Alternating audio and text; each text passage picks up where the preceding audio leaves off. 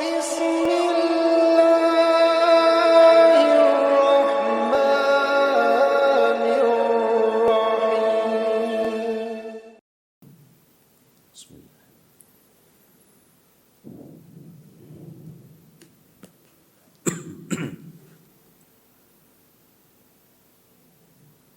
Assalamualaikum warahmatullahi wabarakatuh.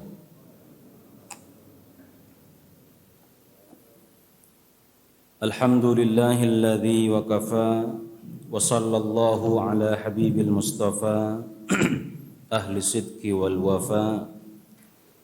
Asyhadu an la ilaha illallah wahdahu la syarika lah wa asyhadu anna Muhammadan abduhu wa rasuluh wa habibuhu wa safiyuhu wa khaliluh. Allahumma salli wa sallim wa barik ala afdalil anbiya'i wal mursalin nabiyyina Muhammadin wa ala alihi wa sahbihi ajma'in, amma ba'd. Subhanaka la ilma lana illa ma 'allamtana innaka antal alimul hakim wa tub 'alaina innaka antat tawwabur rahim. Radina billahi rabba wa bil islami dina wa bi Muhammadin sallallahu alaihi wasallam nabiyya wa rasulah.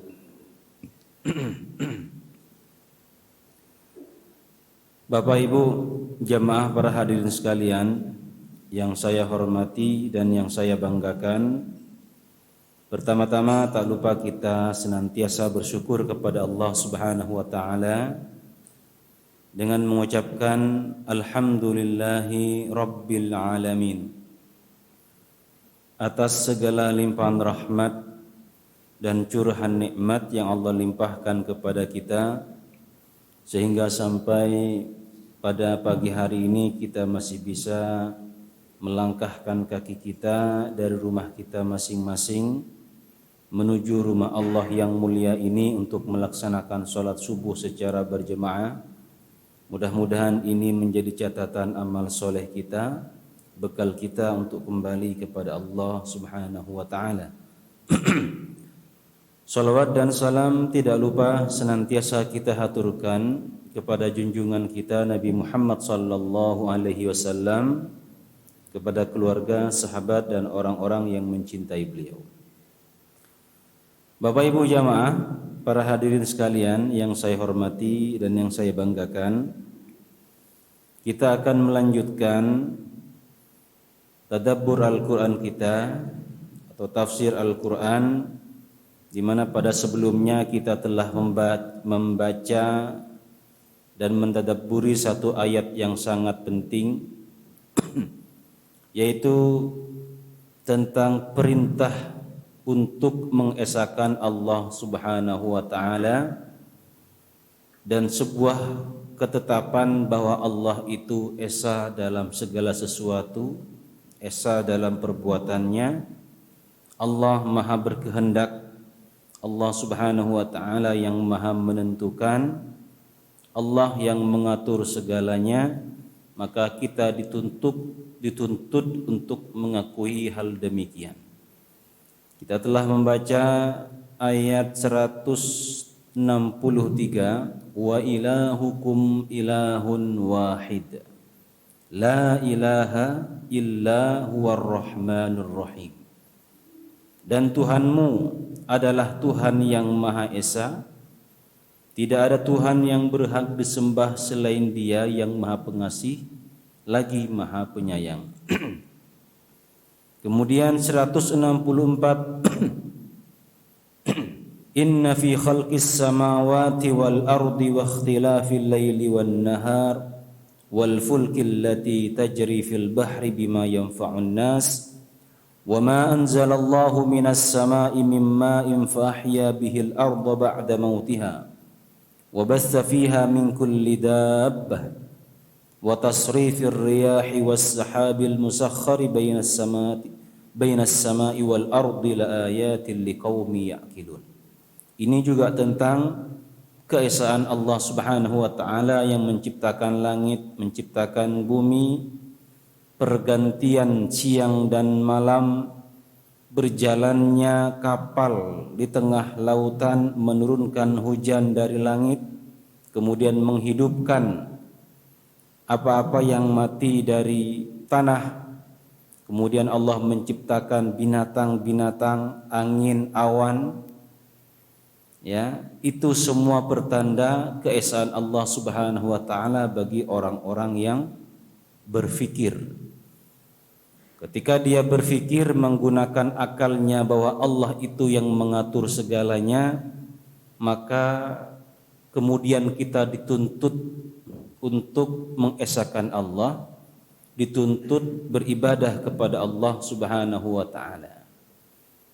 Tetapi pada kenyataannya Allah jelaskan pada ayat berikutnya, ayat 165. Kenyataan realita bagi manusia. Allah berfirman, wa minan nasi may yattakhidhu min dunillahi andadan yuhibbunahum ka hubbillah walladzina amanu ashaddu hubban lillah walau yaral ladzina zalamu id yarawna al'adzaba anna al-quwwata lillahi jami'a wa anna allaha syadidul 'adzab. Dan di antara manusia ada orang-orang yang menyembah Tuhan selain Allah sebagai tandingan, yang mana mereka mencintai tandingan tersebut sebagaimana mencintai Allah. Adapun orang-orang yang beriman sangat besar cintanya kepada Allah. Sekiranya orang-orang berbuat zalim itu melihat, ketika mereka melihat azab pada hari kiamat, bahwa kekuatan itu semuanya hanya milik Allah dan bahwa Allah sangat berat azabnya, niscaya mereka akan menyesal. Nah, inilah kenyataannya bahwa sebagian manusia, bahkan bukan sebagian ya, kebanyakan barangkali, kalau kita umat Islam di dunia ini, bukan umat Islam, kalau seandainya manusia di dunia ini sekarang berapa miliar? 7 ya, 6 atau 7, sekitar itulah ya. Umat Islam itu 1 atau 2 miliar? 2 ada 8 miliar. Berapa? Ya, sekitar itu ya. Sekitar 7 miliar sekian. Kita umat Islam paling tidak sampai separuhnya. Selebihnya mereka adalah kufur kepada Allah Subhanahu wa taala. Bukan sebagian lagi. Wa minan nasi may yattakhidhu min dunillah. Nah, sebagian manusia ada orang-orang yang menyembah Tuhan selain Allah,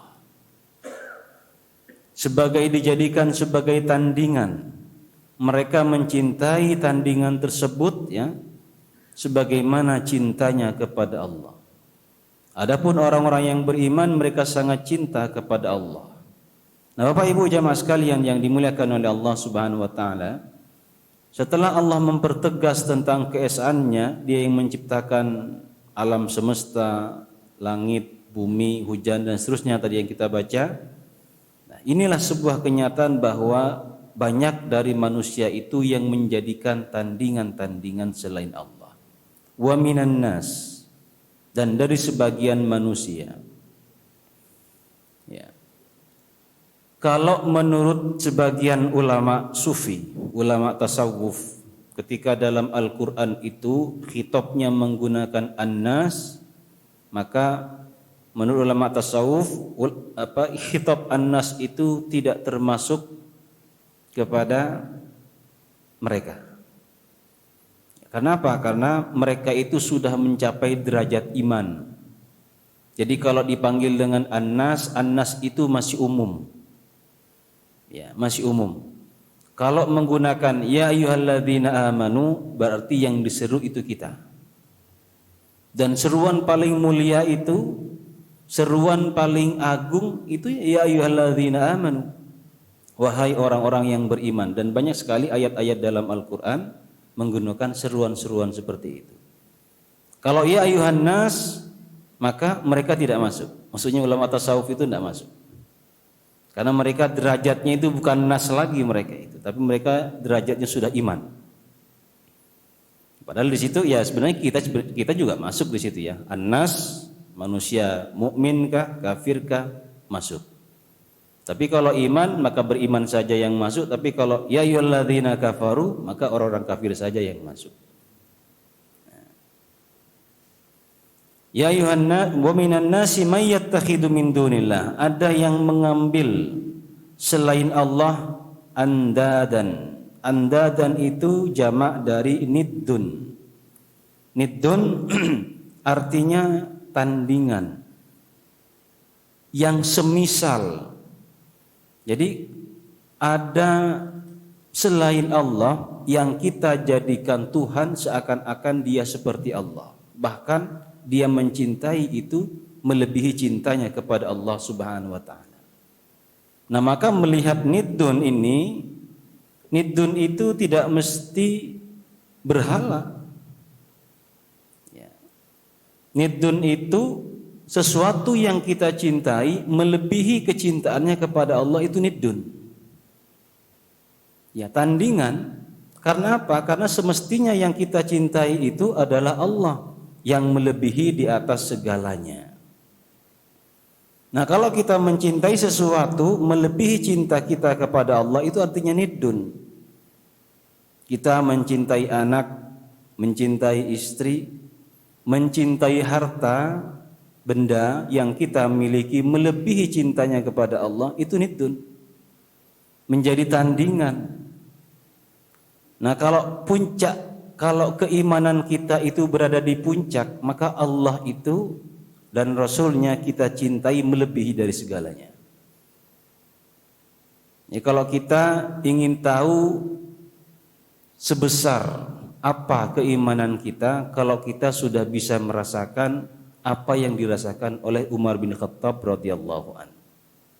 Ketika Umar satu waktu ketika beliau mengurusi untanya, ya, sampai ketika itu beliau telat sholat asar. Bukan tidak sholat asar, telat sholat asar berjamaahnya. Itu beliau nyesal.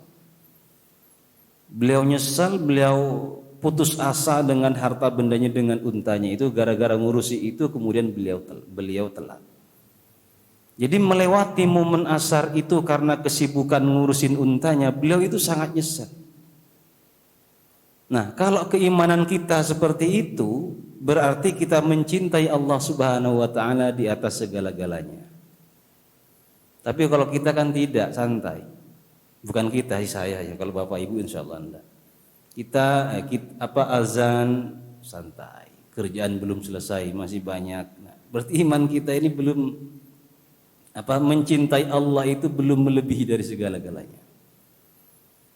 Jadi kalau kita masih belum menyesal, belum ada merasa rugi ketinggalan itu, sholat jamaahnya atau apa, itu iman kita masih kadar aja masih kadar biasa lah.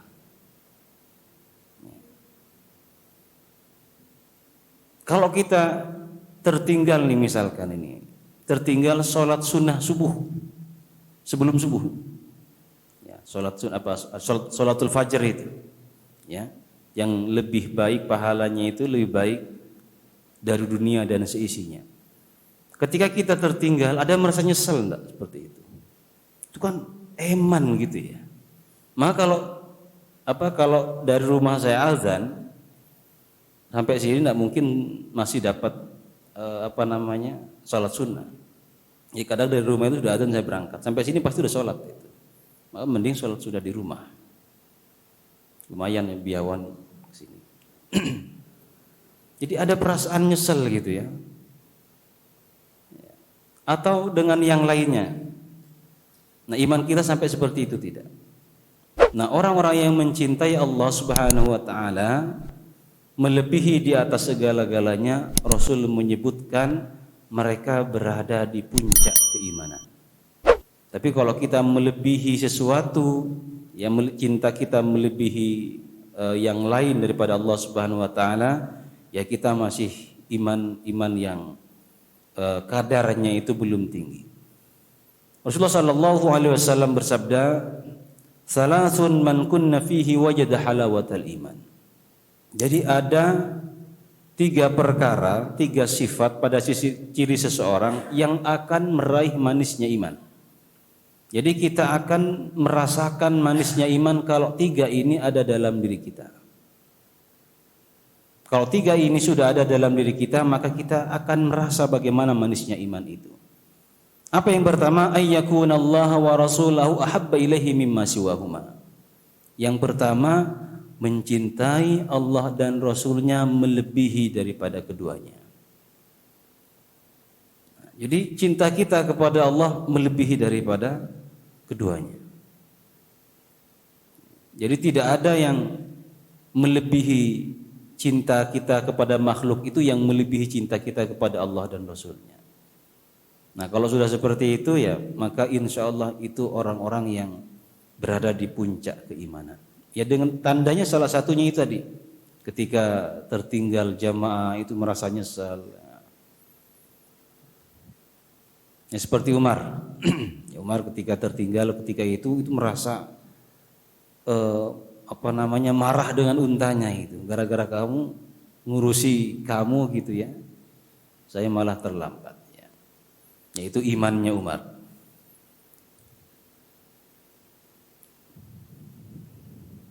Wa ayyuhibbal mar'a la yuhibbuhu illa lillah. Dan yang kedua, mencintai seseorang ya dan dia tidak mencintai karena Allah. Artinya mencintai seseorang karena Allah. Mencintai istri, mencintai anak, mencintai orang tua, semuanya berdasarkan karena Allah. Cinta yang tidak didasarkan karena Allah itu sirna. Tidak akan abadi. Cinta yang karena Allah Subhanahu wa taala itu yang akan abadi. Cinta karena kepentingan, karena kepentingan kelompok, atau cinta karena ada sesuatu yang kita inginkan, maka tidak akan lama. Itu yang kedua. Kemudian yang ketiga, wa ayyakraha ay ya'uda fil kufr ba'da an qadahu Allahu minhu kama yakrahu ay yakdafa finnar. Kemudian dia membenci, ayyakraha, membenci ay ya'uda fil kufr, dia membenci kembali kepada kekufuran. Artinya tidak ingin kembali kepada kekufuran setelah Allah memberikan hidayah kepadanya. Jadi kalau kita sudah mendapatkan hidayah, Allah berikan petunjuk kepada Islam, ada perasaan dalam diri kita kembali ke Islam, ke kekufuran? Yang kita tidak ingin. Nah kalau ada rasa seperti itu dalam kita, dalam diri kita, ya, maka itu orang yang akan merasakan manisnya iman. Dia membenci kembali kepada kekufuran setelah Allah menyelamatkan dia, sebagaimana dia membenci atau takut dilemparkan ke dalam api neraka. Nah itulah 3 perkara, 3 sifat yang mana jika sifat itu terdapat dalam diri seseorang maka dia akan merasakan manisnya iman. Nah, jadi wa minan nasi may yattakhidhu min dunillahi andadan yuhibbunahum ka hubbillah. Orang mencintai jabatan, itu bisa menjadi berhala jabatan. Jadi berhala itu tidak mesti batu, tidak mesti patung. Bahkan Al-Quran menyebut berhala itu sebagai benda hidup, bukan benda mati. Ketika doa Nabi Ibrahim dalam surat Ibrahim, wajnubni wa baniya an na'budal asnam. Wahai Tuhan, jauhkan aku dan keturunanku dari menyembah berhala. Innahunna adlalna katsiran minan nas. Karena sesungguhnya innahunna adlalna katsiran minan nas telah banyak menyesatkan manusia. Jadi Al-Quran menggunakan kata innahunna Hunna itu dhamir gaib perempuan. Ya. Hunna, padahal sesungguhnya kalau seandainya menggunakan innaha menunjukkan benda mati sudah bisa. Tetapi hunna itu untuk sesuatu yang berakal. Nah, kepada berhala-berhala ini Allah menggunakan kata innahunna karena apa? Karena berhala itu hidup. Walaupun dia berwujud mati, benda mati, tetapi bisa hidup. Dalam arti kita yang menghidupkan, manusia yang menghidupkan. Ya, kemudian manusia tersesat karena berhala tersebut.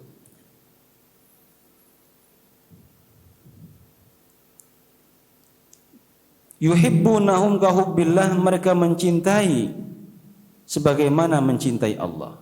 Nah, di sini yang saya dapatkan ada beberapa penafsiran. Yang pertama dari sini bukti bahwa orang kafir itu juga mencintai Allah. Ini kalau secara konteks berbicara ketika orang-orang kafir Quraisy dulu ataupun Yahudi dan Nasrani dan yang lainnya. Mereka mencintai Allah. Tetapi mereka membuat tandingan-tandingan kepada Allah Subhanahu wa taala sebagaimana dia mencintai Allah, tapi bahkan melebihi berhala itu daripada cintanya kepada Allah Subhanahu wa taala. Itu yang maksud pertama. Jadi orang Yahudi, orang kafir mereka mencintai Allah dan mereka mengakui Allah. Orang kafir itu juga mengakui Allah. Wala in sa'altahum man khalaqas samawati wal ard la yaqulunallah. Jadi kalau mereka ditanya orang-orang kafir itu siapa yang menciptakan langit dan bumi, mereka tidak akan mengatakan bapaknya, tidak akan mereka mengatakan Tuhannya sendiri, mereka akan mengatakan Allah. Karena berhala-berhala itu dia tahu bahwa dia makhluk, tetapi disucikan, disembah, diagungkan. Tetapi mereka tahu bahwa yang menciptakan langit, menciptakan bumi itu adalah Allah. Maka kalau Bapak Ibu pergi ke Arab, ya, kemudian menyebut Tuhannya ya Allah, ya mereka juga bilang astagfirullah, belum tentu orang Islam. Karena mereka juga menyebutnya sebagai Allah.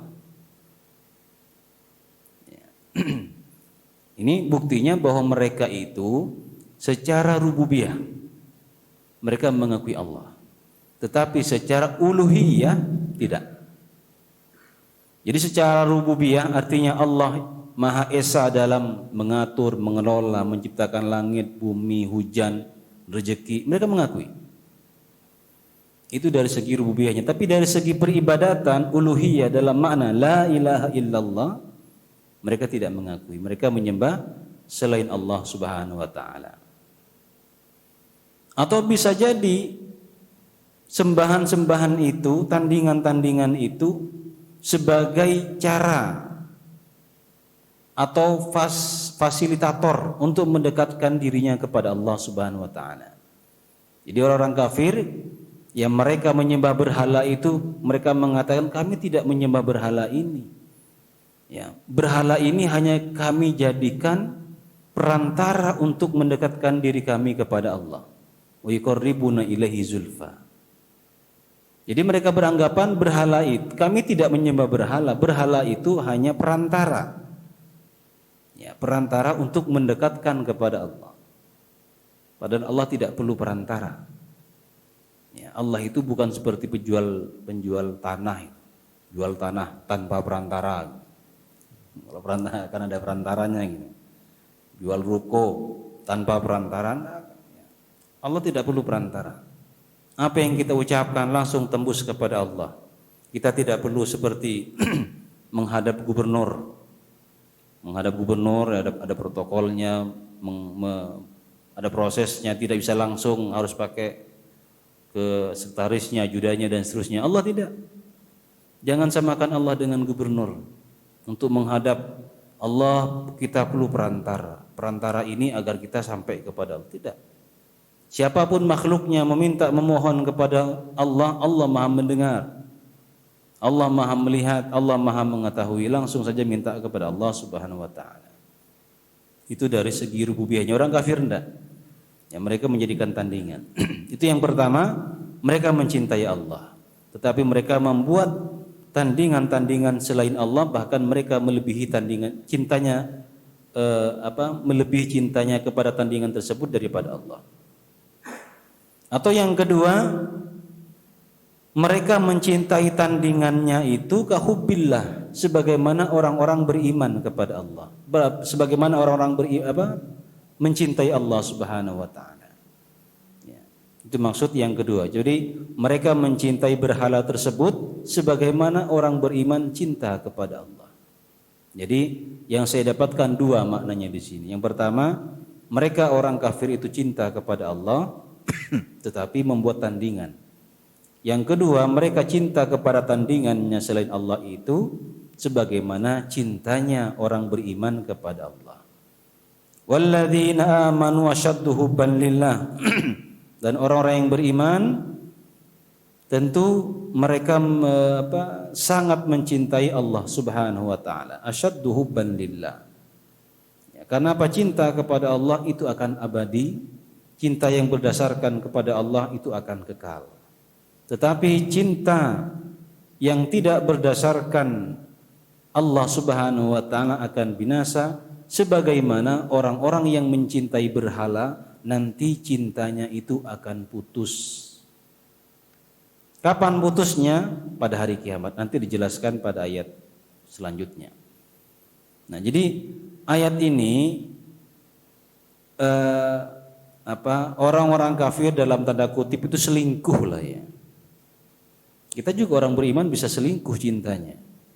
Cinta kita kepada Allah itu harus satu-satunya yang kita cintai, yang di atas, yang di puncaknya. Kalau kita mencintai sesuatu yang melebihi cintanya kepada Allah, itu artinya berselingkuh cintanya dengan Tuhan. Nah, jadi Tuhan diselingkuhin berarti dalam arti tanda kutip ya. Walau yaral ladzina zalamu id yarawna al-'adzaba annal quwwata lillahi jami'a. Seandainya orang-orang yang zalim, kata Allah. Kenapa mereka disebut orang yang zalim? Karena orang yang zalim itu dalam arti orang yang menyekutukan Allah. Ya. Zalim di sini adalah orang-orang yang berbuat syirik. Orang-orang yang membuat tandingan-tandingan selain Allah. Ya. Sebagaimana di dalam ayat yang lain Allah Subhanahu wa taala berfirman, alladzina amanu wa lam yalbisu imanahum bidzulmin. Dan orang-orang yang beriman dan tidak pernah menzalimi keimanannya, faulaika lahumul amnu wa hum muhtadun. Mereka mendapatkan keamanan dan mereka adalah orang-orang yang mendapatkan petunjuk. Jadi zalim itu tidak hanya digunakan untuk hal-hal seperti zalim pada umumnya sering kita ucapkan, kamu zalim ataupun apa. Zalim itu ada dua. Ada zalim kecil, ada zalim yang besar. Zalim yang kecil menempatkan sesuatu bukan pada tempatnya. Ya mungkin ada menzalimi siapa. Tetapi zalim yang besar itu adalah menyekutukan Allah Subhanahu wa taala. Seperti perkataan Luqman dalam surah Luqman, innasyirka la zulmun adzim. Sesungguhnya kesyirikan itu adalah kezaliman yang besar. Nah, jadi dalam ayat ini walau yaral ladzina zalamu, maksudnya siapa? Maksudnya mereka orang-orang yang menjadikan tandingan selain Allah. Seandainya orang yang zalim ini melihat ya yarawunal adzab, ya mereka melihat bagaimana nanti siksa Allah Subhanahu wa taala pada hari kiamat itu, mereka akan sadar annal quwwata lillahi jami'a, bahwasanya kekuatan seluruhnya itu adalah milik Allah. Pada hari kiamat, tandingan-tandingan yang mereka sembah, Tuhan-Tuhan yang mereka sembah tidak berbuat apa-apa, tidak punya kekuatan apa-apa, cintanya sudah putus. Mereka tidak bisa menyaksikan, tidak bisa berbuat apa-apa, mereka tidak melindungi apapun. Wa annallaha syadidul adzab, dan sesungguhnya Allah Subhanahu wa taala sangat pedih azabnya. Ya. Kemudian ayat selanjutnya 166 Allah tegaskan, ittabarra'al ladzina tubi'u minal ladzina taba'u wa ra'ul adzaba wa taqatta'at bihimul asbab. yaitu ketika orang-orang yang diikuti, Tuhan-Tuhan tadi yang diikuti berlepas tangan dari orang-orang yang mengikuti, dan mereka melihat azab, dan ketika segala hubungan antara mereka terputus. Jadi pada hari kiamat, Tuhan-Tuhan yang mereka sembah itu, jadi ayat ini sangat indah ini. Ittabarra'al ladzina tubi'u minal ladzina taba'u wa ra'ul 'adaba wa taqatta'at bihimul asbab. Jadi ketika orang-orang yang diikuti berlepas diri dari orang-orang yang mengikuti. Jadi ketika Tuhan yang diikuti berlepas diri dari orang-orang yang mengikuti. Maksudnya Tuhan-Tuhan yang disembah oleh orang-orang kafir, ketika pada hari kiamat mereka berlepas diri, Tuhan-Tuhan ini mengatakan, Tuhan-Tuhan tandingan selain Allah ini, pada hari kiamat akan berkata kepada penyembah-penyembah itu, lo, gue, en. Gue sama lo tidak ada hubungannya. Wa taqatta'at bihimul asbab, kata Allah itu. Jadi hubungan mereka terputus. Yang mereka sembah itu tidak akan menyelamatkan mereka, tidak akan memberikan perlindungan, bahkan sedikit pun mereka tidak bisa berbuat apa-apa. Itu tadi, lo, gue, en. Selesai, hubungan kita sudah selesai sampai di sini. Itu ya. Jadi berhala-berhala ini mengatakan demikian. Apa kemudian penyesalan mereka? Pada hari kiamat mereka mengatakan, wa qala alladziina ittaba'u law anna lana karratan fanatabarra'a minhum kama tabarra'u minna. Nah, ketika Tuhannya sudah mengatakan lo, gue, en, baru mereka mengatakan, orang-orang yang mengikuti, yang menyembah berhala itu mengatakan, sekiranya kami mendapat kesempatan sekali saja ke dunia ini. Nah, ini sudah penyesalan. Tentu kami akan berlepas tangan, berlepas diri dari mereka. Lau anna lana karratan fanatabarra'a minhum kama tabarra'u minna. Jadi seandainya saya diberikan kesempatan kembali ke dunia sebentar saja, maka kami akan berlepas diri dari mereka sebagaimana mereka berlepas diri kepada kami hari ini. Ini penyesalan. Penyesalan itu selalu di belakang. Ada enggak penyesalan di depan? Ya, nyesal di depan itu ada kalau di depan banteng. Dari depan banteng diseruduk, nyesal itu di depan banteng. Kenapa di depannya enggak di belakangnya? Itu penyesalan yang di depan itu. Ya, penyesalan itu di belakang. Itulah penyesalannya mereka orang-orang kafir. Mereka minta dikembalikan ke dunia. Sekiranya karrotan itu kesempatan kembali ke dunia, fanatabarra'u minhum kama tabarra'u minna.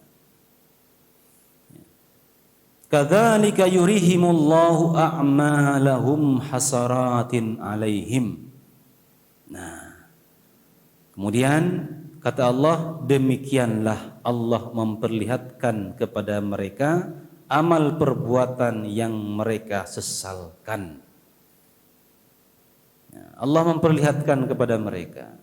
Allah sudah memperingatkan ketika di dunia dengan mengirim nabinya, mengutus rasulnya untuk apa? Agar mereka kembali kepada Allah. Diingatkan bahwa yang mereka sembah itu tidak akan kembali. Dalam ajaran kita, dalam agama Islam, dalam pemahaman Islam, bahwa nanti di akhir zaman Isa itu akan turun. Dalam umat Nasrani juga demikian, mereka meyakini Isa akan turun. Ya, kita Islam meyakini Isa akan turun, Nasrani juga akan turun. Dan memang akan menyelamatkan manusia. Memang kita meyakini demikian, Isa nanti akan turun menyelamatkan umat manusia. Tapi bukan untuk menebus kesalahan manusia, bukan menebus dosa manusia. Bahkan Nabi Isa alaihissalam nanti akan berlepas diri dari apa yang mereka sembah kepada Isa.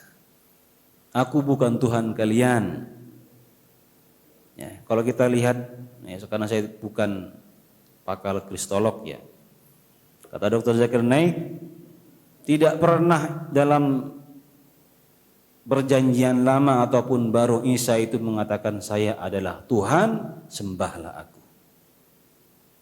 Itu tidak pernah ada. Saya mengutip saja. Itu pun mengutip di videonya, bukan bukunya. Aku bukan Tuhan, ya. Tidak pernah Nabi Isa mengatakan aku adalah Tuhan, sembahlah aku. Jadi nanti Nabi Isa alaihissalam akan berlepas diri dari orang-orang yang menjadikan dia Tuhan. Kita beriman kepada Isa sebagai nabi saja. Kita beriman bahwa dia akan turun di akhir zaman menyelamatkan manusia, tapi bukan untuk menebus dosa-dosa manusia. Itu dalam keyakinan kita. Wa ma hum bi kharijina minan nar. Dan sekali-kali mereka tidak akan keluar dari api neraka. Artinya apa? Artinya mereka akan kekal di dalamnya.